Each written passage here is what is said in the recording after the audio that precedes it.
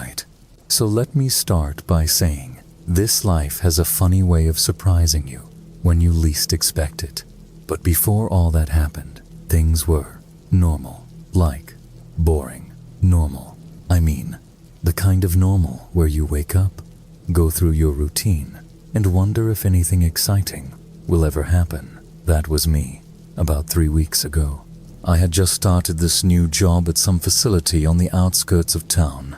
Nothing fancy, just your average office gig. Well, almost average. It was a night shift. Now, I know what you're thinking. Night shifts, aren't those kinda creepy? Honestly, I didn't think much of it at first. I'm a night owl anyway, so it felt like the perfect fit. Mornings and I don't exactly get along, and coffee is basically my best friend. So yeah, working nights seemed like a win-win situation. But here's the thing, I'm also the kind of person who overthinks everything. Always have been. My friends call me the planner, but most of the planning happens inside my head while I'm lying awake at 2 a.m. staring at the ceiling. Starting this new job? Yeah, I spent hours imagining how it would go. Would they like me? Would I mess something up on day one? Overthinking is kinda my default mode. Anyway, this place, it wasn't anything special at first glance. Just another building with flickering fluorescent lights, long empty hallways, and that weird smell of stale air conditioning. You know, the kind of place where you half expect to see a ghost pop out from behind a filing cabinet. But hey, rent doesn't pay itself, right? The guy training mellets, call him Dave Hay, seemed nice enough. Quiet, though. He kept to himself mostly and gave me the usual rundown. Where things are, what buttons to press, all that boring stuff. But every now and then, he'd pause mid-sentence, like he wanted to say something else but thought better of it. Weird, huh? At the time, I didn't think much of it. Just figured he was tired, or maybe overworked. So there I was, sitting at my desk, flipping through papers and trying to look busy. The clock ticked past midnight, and the room felt heavier somehow, like the air got thicker or something. I told myself it was just in my head, probably just nerves from starting a new job or whatever. But looking back now, man, I wish I'd paid more attention, because little did I know this job wasn't going to be anything like I expected. And trust me, once you hear what happened next, you'll understand why I haven't slept properly since. The first couple of hours passed without much happening. Honestly, it felt like any other boring office job, just me, a desk, and the faint hum of fluorescent lights buzzing overhead. But then, things started to feel off. Not in a big, obvious way, at least not at first. It was more like little things that didn't quite add up. You know how sometimes you get that gut feeling, like something's just not right? Yeah, that's exactly what happened to me. It started with Dave. Remember him? The guy who was training me? Well, he wasn't exactly Mr. Social to begin with, but after those first few hours, he got even quieter. At one point, I caught him muttering under his breath while staring at some papers on his desk. When I asked him if everything was okay, he just shook his head and said, "Nothing important." But here's the thing, he wouldn't look me in the eye when he said it. And trust me, when someone won't meet your gaze, it makes you wonder what they're hiding. Then, there were the noises. At first, I thought it was just the building settling or maybe the wind outside rattling the windows. But no, it wasn't either of those. It was this faint, creaking sound, almost like footsteps, coming from somewhere down the hall. Every time I heard it, I'd tell myself it was nothing, probably just another employee walking around, right? Except when I checked, the hallway was empty, completely deserted. And don't even get me started on the equipment. There was this old filing cabinet near my desk cone, of those heavy metal ones with drawers that stick if you don't pull them just right. I remember opening it earlier to grab some documents, and everything seemed fine. But later, when I went back to put the files away, One of the drawers was already open, wide open. I could have sworn I closed it before. Maybe I forgot, or maybe someone else had been snooping through the files. Either way, it made my stomach churn. But the worst part, the absolute worst part, was this weird feeling I couldn't shake, like I was being watched. I'd glance over my shoulder every now and then, half expecting to see someone standing there, but there was never anyone, just the same empty hallway and the flickering lights. Still, the sensation lingered, crawling up my spine like icy fingers brushing against my skin. It's just stress, I told myself. You're overthinking again. But deep down, I knew better. Something about this place wasn't normal. It wasn't just the noises or the strange behavior from David, was the air itself. Have you ever walked into a room and felt like the energy was like the walls are holding their breath, waiting for something to happen? That's how this place felt. Heavy, oppressive, like it was alive somehow. One moment really stuck with me. I was sitting at my desk, trying to focus on organizing some paperwork, when I noticed something odd out of the corner of my eye. A shadow, just a quick flash, darting across the far end of the hallway. My heart skipped a beat. Probably just a trick of the light, I thought. But as I stared harder, squinting into the dimness, I realized there wasn't enough light for shadows to form that clearly. Whatever it wasn't natural. That's when Dave came back. He must have noticed the look on my face because he stopped mid-step and frowned. "Something wrong?" he asked. His voice sounded strained, like he already knew the answer, but didn't want to hear it. Yeah, I said, pointing toward the hallway. "Did you see that? Over there?" He followed my finger, his expression unreadable. Then, after a long pause, he shook his head. "See what?" I opened my mouth to explain, but suddenly, the words felt ridiculous. How do you describe a shadow that shouldn't exist? So instead, I shrugged and muttered, "Never mind. Must imagined it." Dave nodded slowly, but there was something in his eyesore flicker of unease, maybe even fear that made my chest tighten. "If you see anything else," he said quietly, "just ignore it. Trust me, it's better that way." Better that way? What kind of advice was that? Before I could ask, he turned and walked away, leaving me alone again. Alone with my thoughts and whatever else might be lurking in the shadows. By now, my mind was racing. Was I losing it? Hallucinating? Or was there really something going on here? The rational part of me wanted to believe it was all in my head, but the hairs on the back of my neck wouldn't stop standing up. Every noise, every movement, every flicker of light, it all felt deliberate, like the building itself was testing me, watching me, waiting for me to slip up. And then there was the clock, this old analog clock hanging on the wall above the door. Nothing special about it, except for the fact that it kept skipping forward. 1 minute it would read 1:15, and the next 1:30. No gradual ticking, no smooth transition, it just jumped ahead like it was mocking me.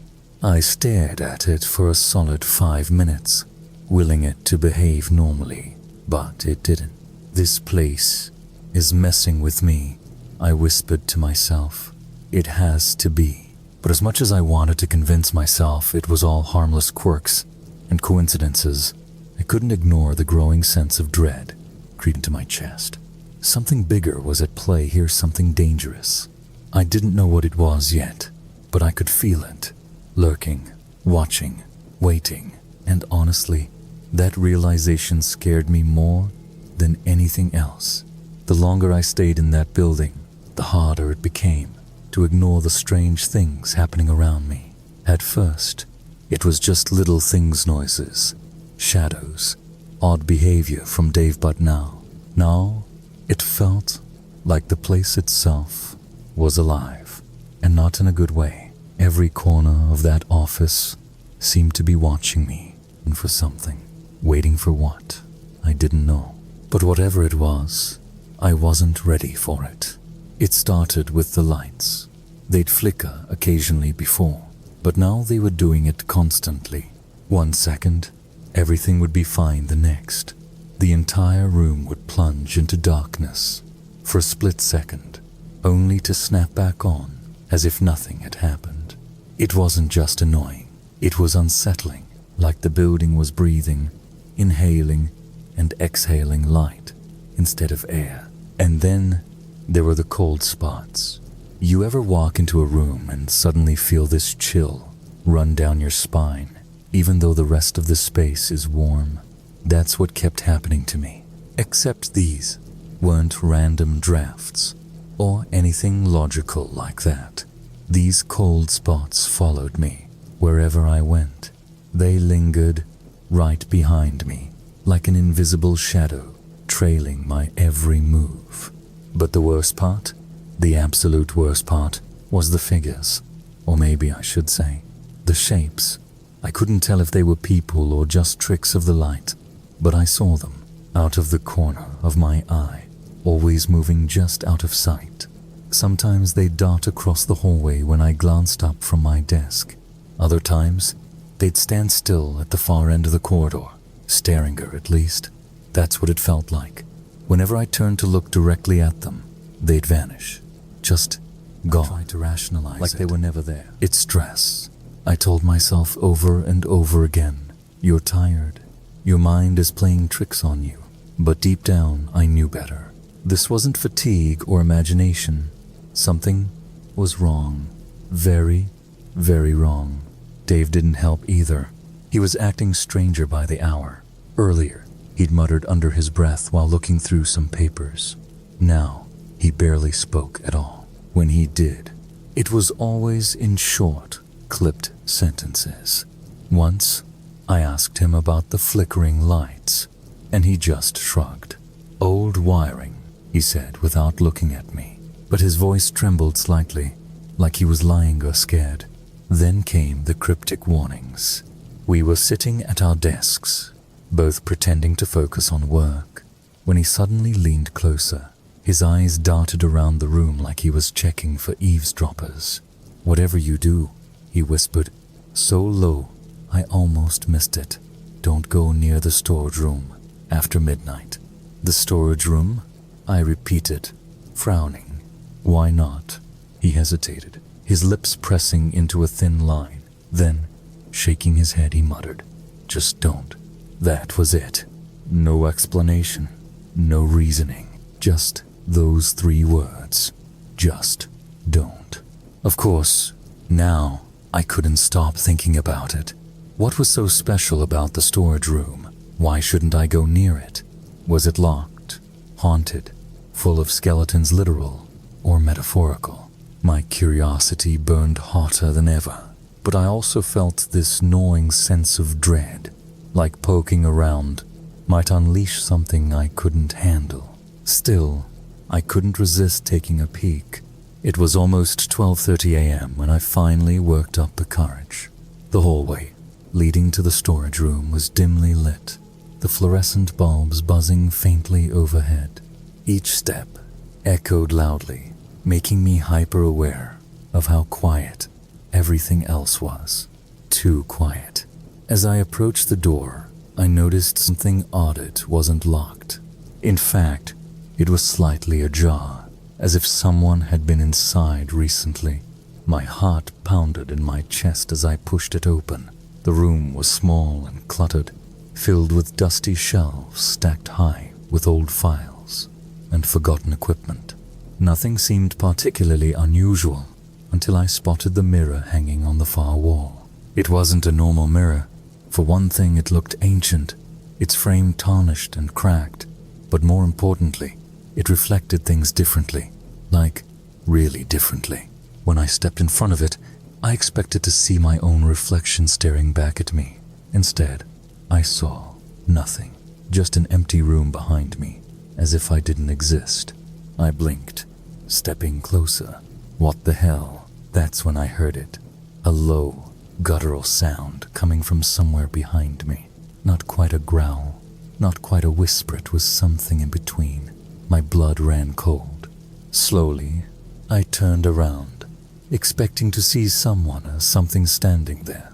But the doorway was empty, completely deserted.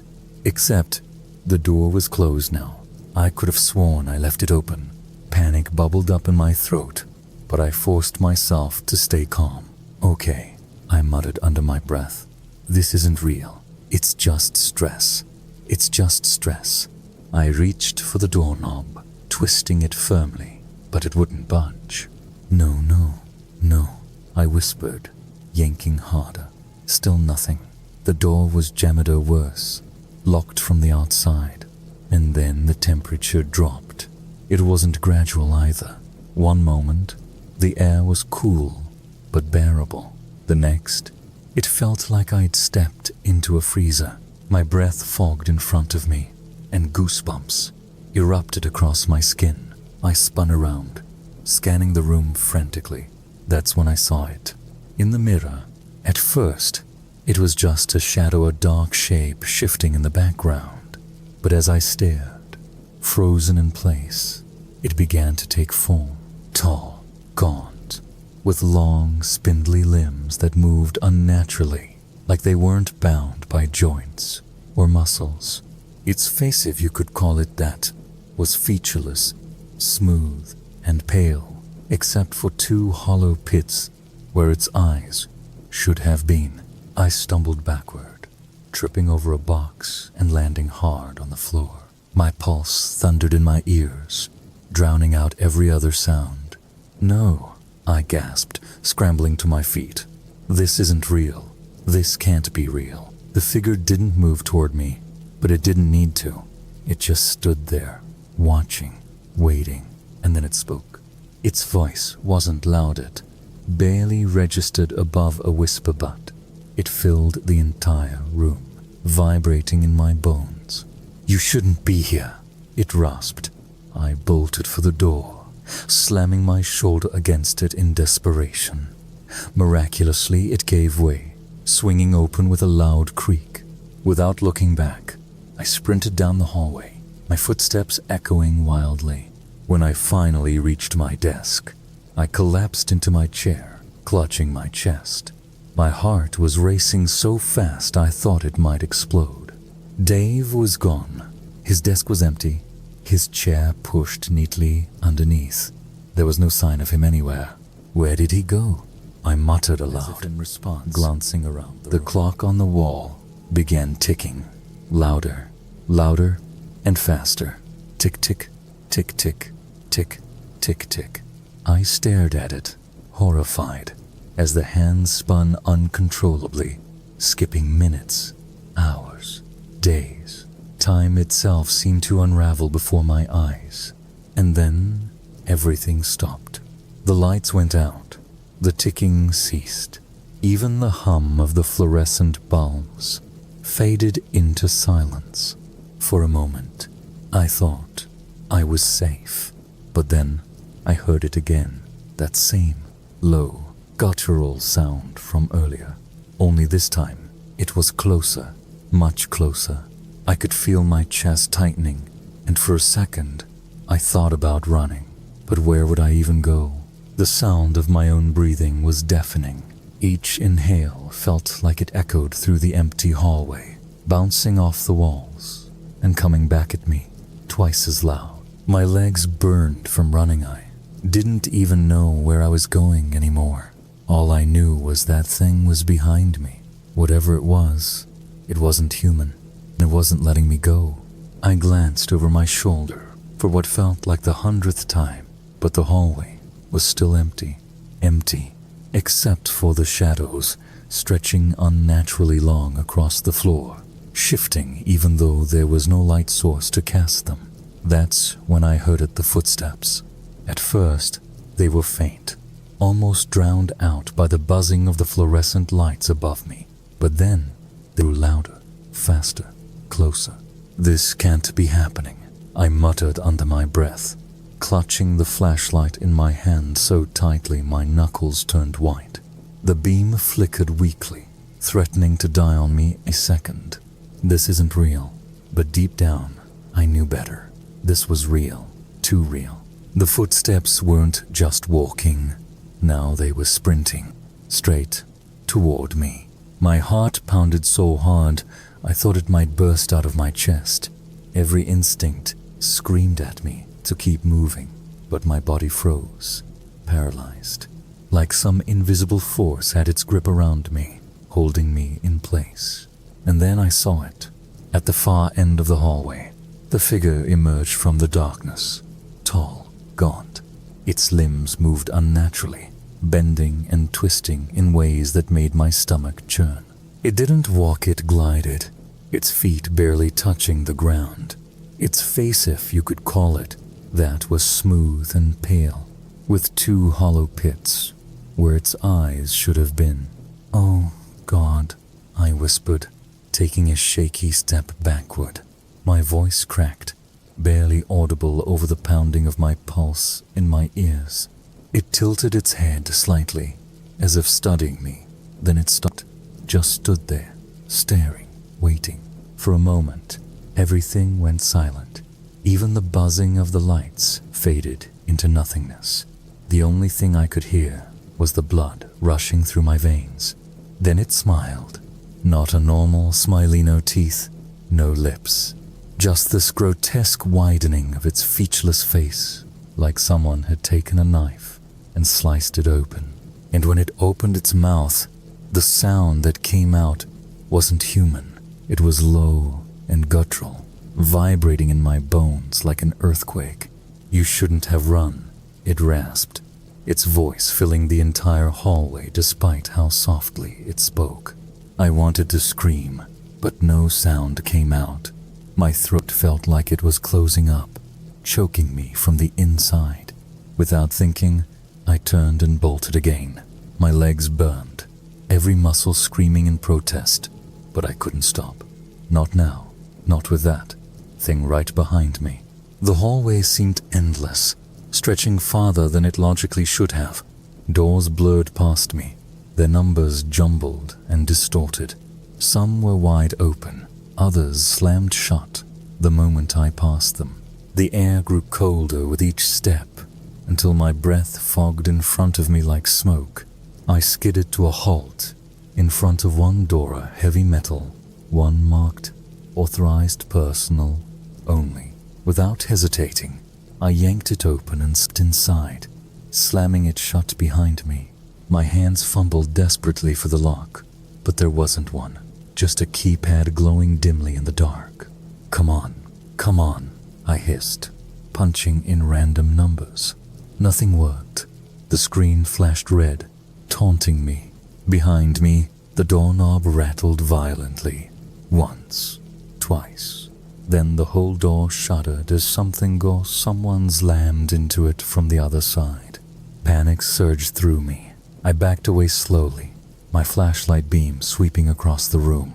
It was small and cluttered, filled with old equipment covered in dust. In the corner, I spotted a vent just big enough for me to crawl through. That's my way out, I thought, scrambling toward it. But before I could reach it, the door flew open with a deafening crash. I spun around, raising the flashlight like a weapon. The beam landed on Dave, or at least it looked like Dave.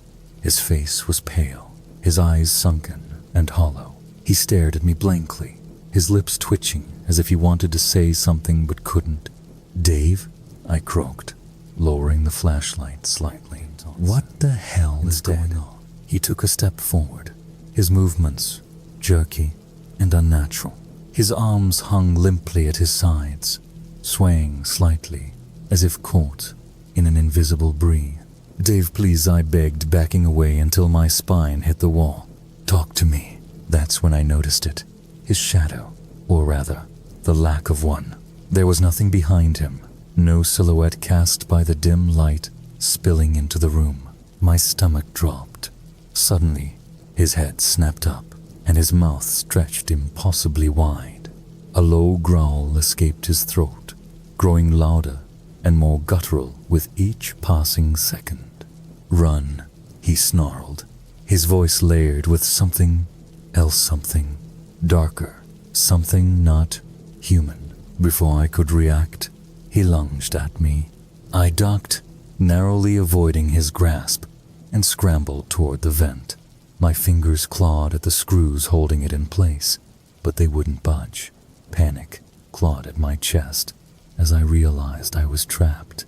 Behind me, Dave, or whatever he'd become, moved closer, his steps slow and deliberate, his head tilted again, studying me like prey. "Why are you doing this?" I shouted, tears streaming down my face. He didn't respond. Instead, he raised his arm, pointing toward the far corner of the room. I followed his gaze, my breath catching in my throat. There, standing in the shadows, was the same figure from the hallway, only now it was closer, much closer. Its hollow eyes locked onto mine, and I felt it, the weight of its gaze pressing down on me, crushing me. "You shouldn't have come here," it whispered, its voice echoing in my skull. I squeezed my eyes shut, shaking my head frantically. "Number, no, no, no."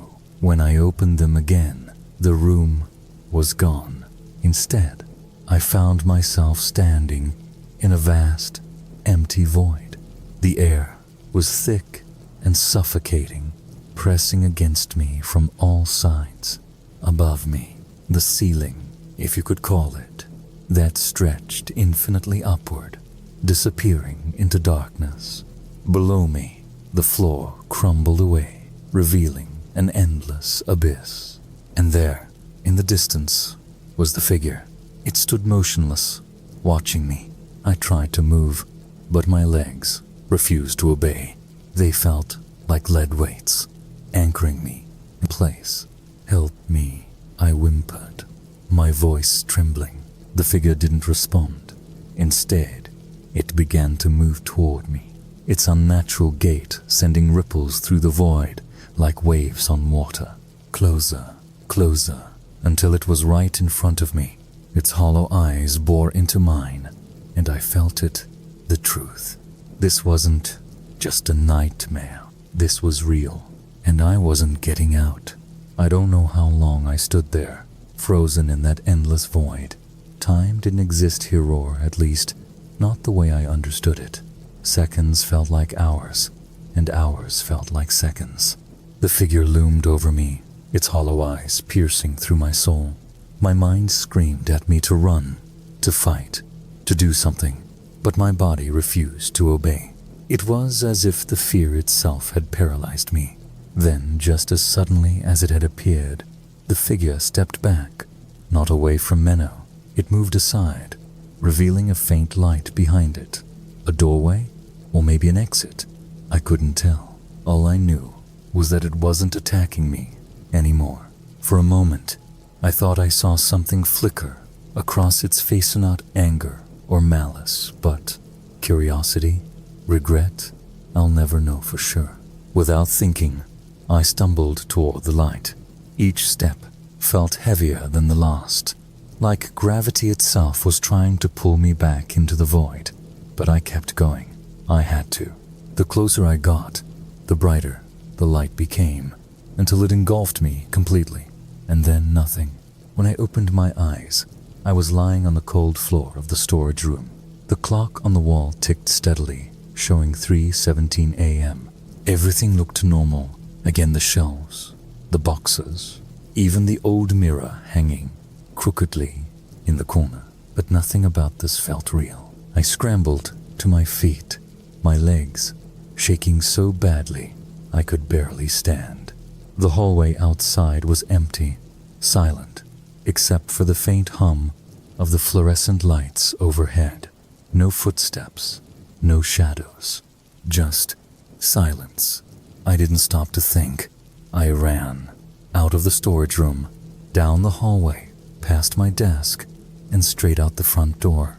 The cool night air hit me like a slap, snapping me out of whatever trance I'd been in. My car was still parked, where I'd left it, untouched. I fumbled with the keys, nearly dropping them twice before finally unlocking the door and climbing inside. As I drove away, glancing repeatedly in the rearview mirror, I half expected to see headlights behind me, or worse, that same figure standing in the middle of the road. But the streets were empty, too empty. It wasn't until I reached home that I realized something was wrong. My hands were trembling so badly I could barely turn the key in the lock. Once inside, I collapsed onto the couch, clutching my chest as I tried to catch my breath. That's when I noticed the smell. Faint, almost imperceptible, but unmistakable. It smelled like damp earth, like the storage room. My heart pounding again. Slowly, I turned my head toward the hallway leading to my bedroom. The shadows stretched unnaturally long across the floor, even though the only light came from the moon streaming through the window. "No," I whispered, squeezing my eyes shut. "This isn't happening. This can't be happening." But when I opened them again, the shadows were still there, moving, crawling along the walls like living things. I grabbed my phone, scrolling frantically through my contacts. Who could I call? Who would believe me? Dave? He was goner at least. He wasn't human anymore. The police. They'd think I was crazy.